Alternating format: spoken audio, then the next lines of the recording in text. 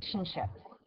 In order to investigate relationships, we have to represent them using scatterplots. So that's what we're going to be looking at, is what does a scatterplot look like and how to interpret a relationship. Not unlike a Valentine's relationship, we talk about how people are related to each other. In math, we talk about how two variables are related to one another. So when we look at two people who are a couple, we look and see if they're a perfect match to each other. We talk about they're a good match, and sometimes we say they're a bad match, or they're really not a good fit. In math, we can talk about two variables in a very similar way by looking at a scatter plot. If you look at the graph here on the left, that is a scatter plot. It's a bunch of ordered pairs. In this case, it represents the data collected from couples on Valentine's Day, where on the independent axes, we've listed the husband's age, and the wife's age is on the dependent axis. However, in this situation, there really isn't a clearly defined dependent and independent variable. Now, one thing that's actually missing from this scatter plot, because this is a graphing screen, is something that looks like this. And that's done when you're doing what's called telescoping the axes. You're not starting at 0, but your scale on both axes started at 30 and increased by 5 after that. So it still had to have a consistent increase along the scale, but it didn't have to begin at 0. And that's often something we do when we graph data in order to not have a bunch of empty space at the bottom. If I look at this relationship, what does it seem to tell me? If I look at a few points here and there, if I look at this point here, the husband was about 35, the wife's about 32.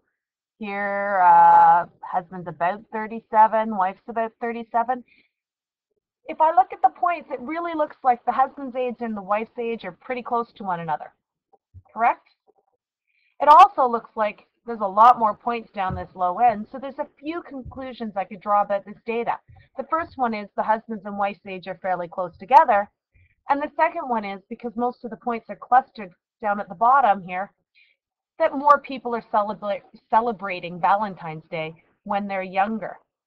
You'll also notice that they rise to the right and they're tightly clustered.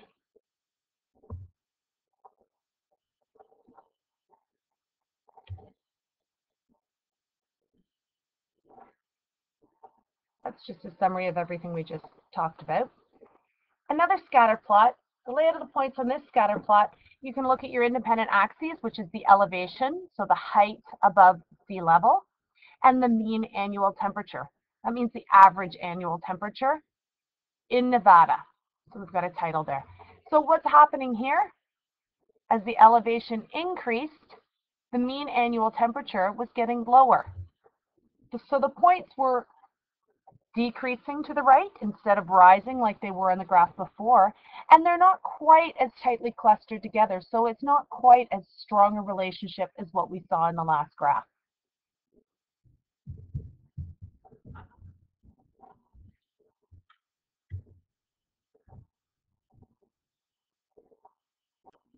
So the conclusion we can make is that as the elevation increases, the mean annual temperature decreased. And before you come to class tomorrow, I've got a little bit of an odd homework request for you. I just want you to look at the movies and rank them from 1 to 15. So print this page out and put a number 1, 2, 3, 4, 5, all the way up to 15 beside the movies. Number 1 is your absolute favorite movie, and number 15 is your least favorite movie. Make sure it's done for tomorrow, because we're going to move forward and do an activity with all of this data tomorrow. Have a good night.